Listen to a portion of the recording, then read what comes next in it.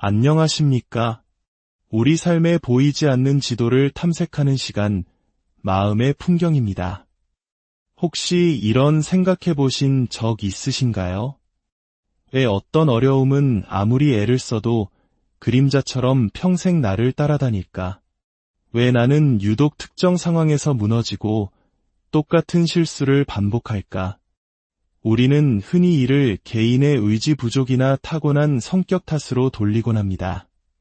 하지만 만약 오늘날 우리가 겪고 있는 주의력 결핍 과잉 행동장애, 즉 ADHD, 떨쳐내기 힘든 중독 문제, 심지어 우리 몸이 스스로를 공격하는 자가면역 질환까지 이 모든 것의 뿌리가 우리가 기억하지 못하는 유년 시절의 경험에 깊이 연결되어 있다면 어떨까요?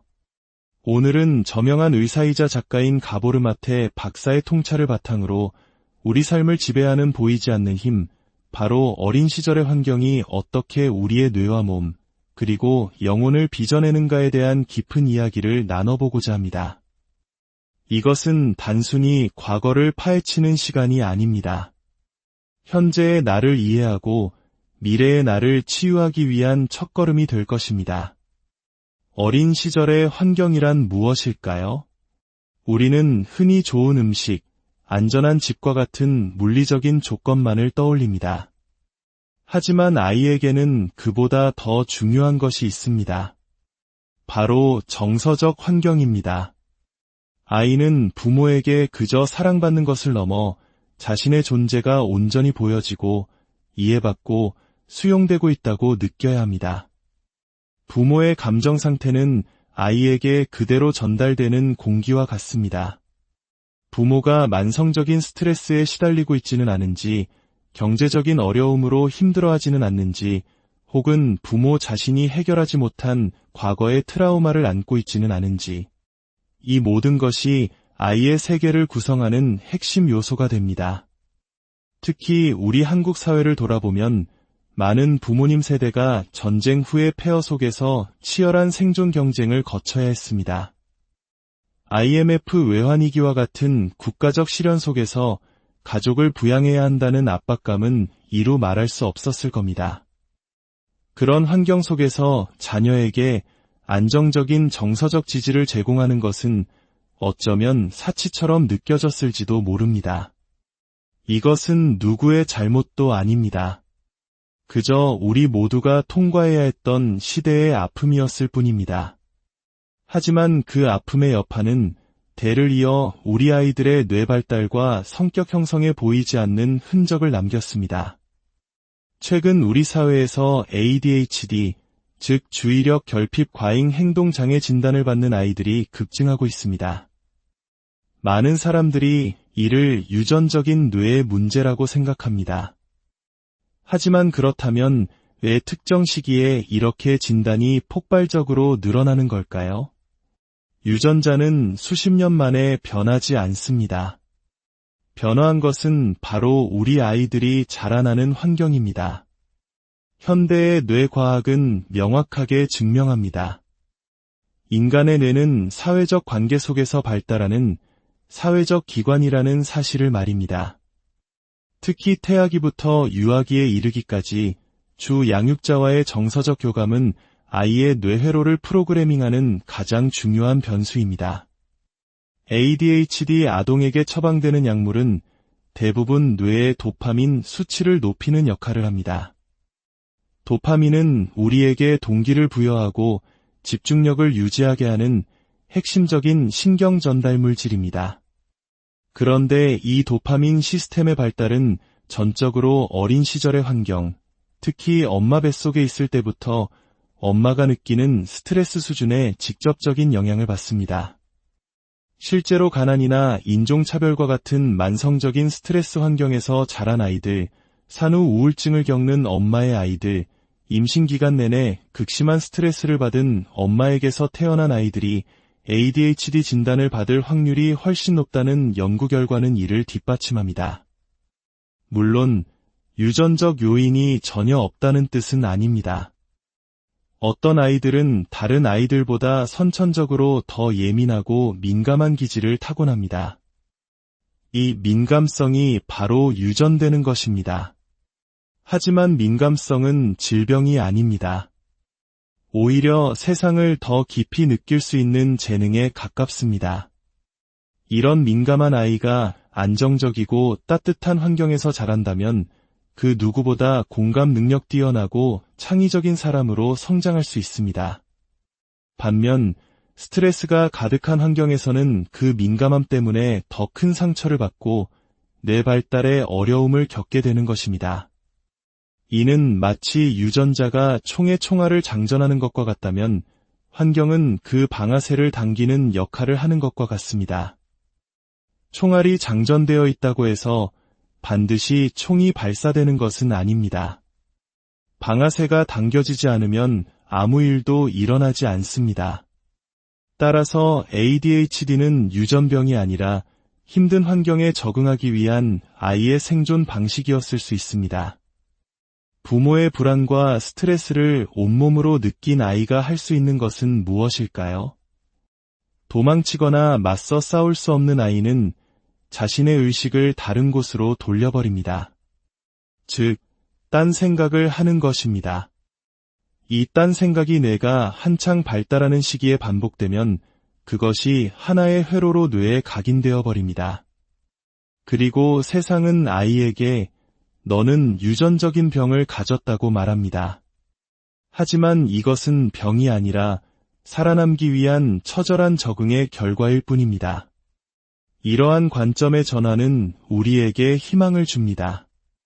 당신의 자녀가 유전병을 가졌다는 말과 당신의 자녀는 매우 민감하고 환경에 반응하는 아이이며 지금이라도 환경을 바꿔주면 뇌가 긍정적으로 발달할 수 있다는 말 중에 어떤 말이 더 큰 힘이 될까요? 당연히 후자일 것입니다. 그리고 이것이 바로 과학적 사실에 더 가까운 이야기입니다. 이제 중독의 문제로 넘어가 보겠습니다.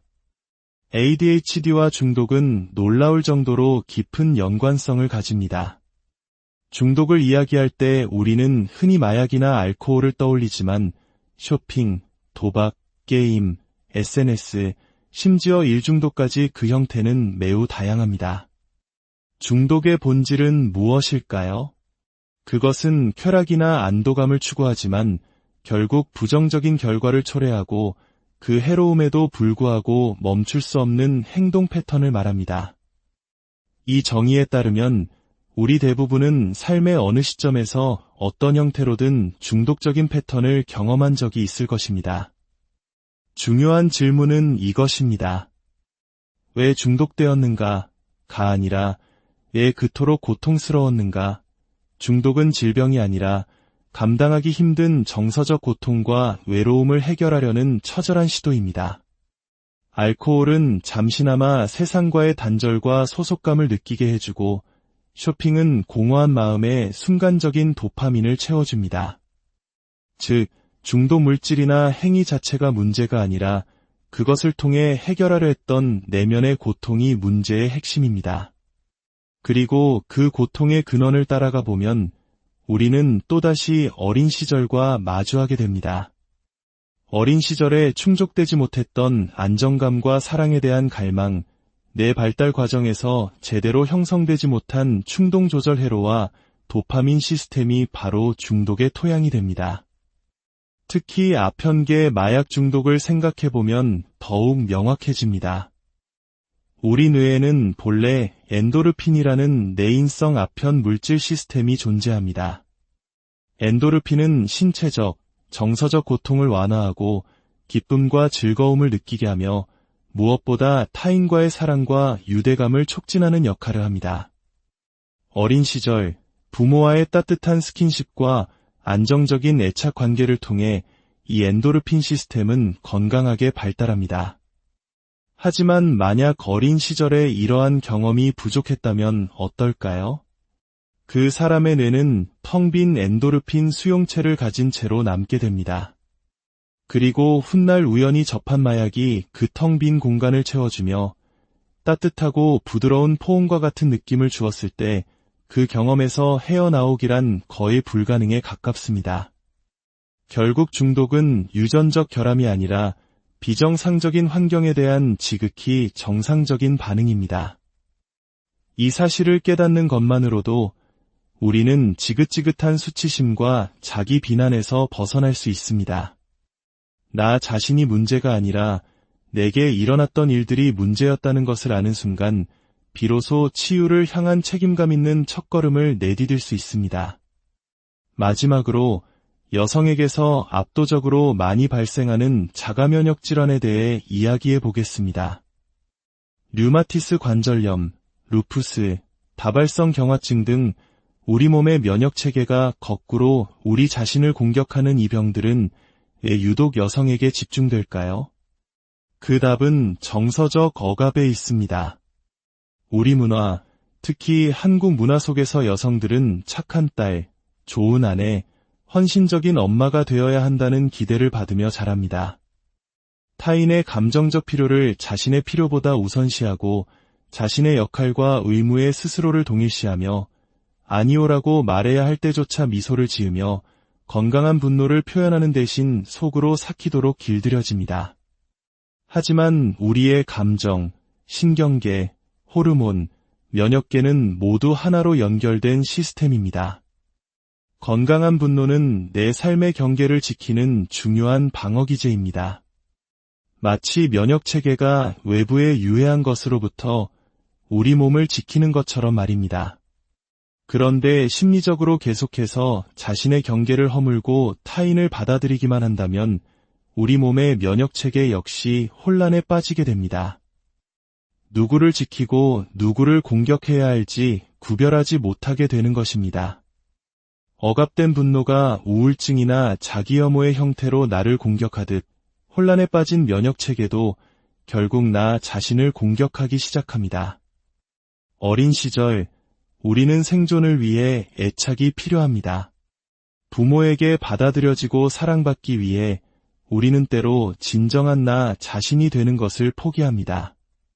내 감정을 억누르고 부모가 원하는 아이의 모습을 연기합니다. 이것을 진정성을 희생하여 애착을 얻는 과정이라고 할 수 있습니다. 문제는 성인이 되어서도 이 패턴을 무의식적으로 반복한다는 것입니다. 타인에게 거절당할지 모른다는 두려움 때문에 더 이상 진정한 나 자신으로 살아가지 못하고 끊임없이 타인의 기대에 맞추며 살아갑니다. 그렇게 나 자신을 버리는 순간 내 몸도 나를 버리기 시작하는 것입니다. 그렇다면 우리는 이 거대한 과거의 그림자에서 어떻게 벗어날 수 있을까요? 치유의 시작은 바로 알아차림입니다. 내가 왜 아니오라고 말하기를 그토록 두려워하는지 스스로에게 질문을 던져보는 것입니다. 그 두려움 뒤에는 어떤 믿음이 숨어 있나요? 내가 거절하면 저 사람이 나를 떠날 거야.